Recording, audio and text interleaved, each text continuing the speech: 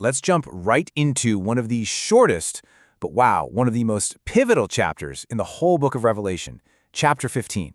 If you think of Revelation as this massive, epic story, this chapter is like that deep breath the main character takes right before the final plunge. So what's the deal with this chapter? Well, it's not the big dramatic climax you might be expecting. Not yet, anyway. Think of it more like we're getting a backstage pass to heaven. We're seeing the solemn, quiet moment of preparation right before the curtain rises on the final act of judgment. It's what sets the stage for absolutely everything that's about to happen. And that really brings us to the core question for this whole explainer, right? What in the world is happening in heaven in these moments right before the final judgment is unleashed? This chapter gives us this incredibly rare glimpse behind that divine curtain. So let's pull it back and see what's there. Okay, so first up, we're looking at this chapter as the prelude to the final act.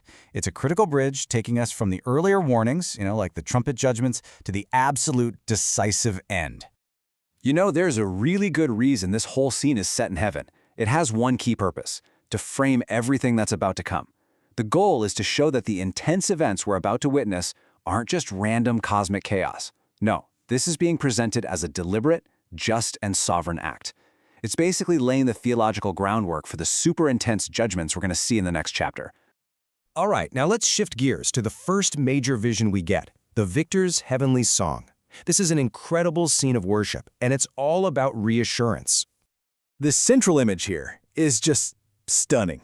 It's a sea of glass mingled with fire. So what does that mean? Well, the glass part is all about the perfect peace, the tranquility and purity of being in God's presence. But the fire is something else. That's the holy, refining wrath that's about to be poured out. And get this, the saints are standing right there at the very edge of this terrifying power, but they are completely and totally safe. So who exactly are these victors standing there? Well, the text is pretty clear. They're the ones who conquered the beast because they refused to take his mark. And this is such a crucial point. Their victory wasn't about escaping pain or cheating death. In fact, it's very likely many of them were martyred. Their triumph was all about spiritual endurance. It was about staying faithful, no matter the cost, right to the very end. And what are they doing? They're singing. But this isn't just any old song. They are singing the Song of Moses and the Song of the Lamb.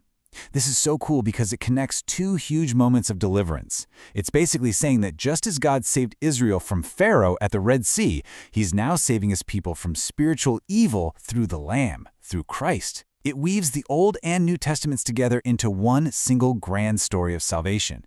How profound is that? It shows God's plan of redemption has been consistent all along. The same God, the same saving power. It's just one epic, unified narrative. And the lyrics of their song are just incredibly powerful. Great and marvelous are your deeds. Just and true are your ways. See, this isn't a song about getting revenge. It's a declaration about who God is. By proclaiming that his ways are just and true, these victors in heaven are essentially co-signing the judgment that's about to be unleashed. They're affirming that it is absolutely righteous.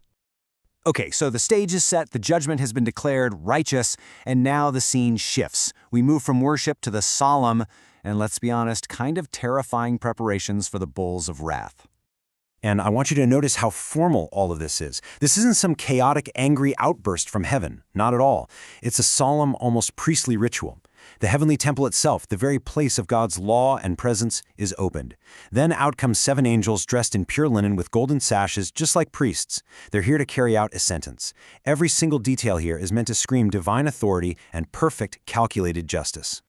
And this right here is the turning point. Remember the trumpet judgments from earlier in Revelation? Those were warnings. They were partial. They only affected a third of things, and they were always mixed with a chance for people to repent. But the bowls? Oh, the bowls are completely different. This is pure, undiluted wrath. They are final. There are no more warnings. That time is officially over. And then we get this final, really dramatic image. The temple fills with smoke from the glory of God, and the door slams shut. No one can go in until these plagues are over. So what's with the smoke? It's a symbol of God's unapproachable, just overwhelming holiness while this judgment is happening. It's a visual cue that says this process is now locked in. It cannot be stopped, it can't be appealed, it can't be interrupted. So we've seen all these powerful symbols, this incredible heavenly scene. But let's zoom out. What's the big picture? Why does this short little chapter even matter so much in the grand scheme of Revelation? Well, it really boils down to three key things. This whole chapter is built to drive home three essential ideas before the final act begins. Let's break them down.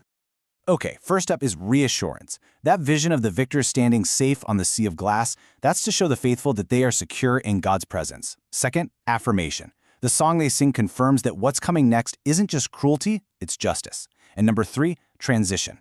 This chapter is the clear, undeniable line in the sand. It marks the end of warnings and the beginning of final, complete judgment. These three ideas are the absolute foundation for the climax of the entire book. So, yeah, chapter 15 sets the stage perfectly. It assures us that the saints are safe and that God's actions are righteous. But it leaves us hanging with a huge critical question.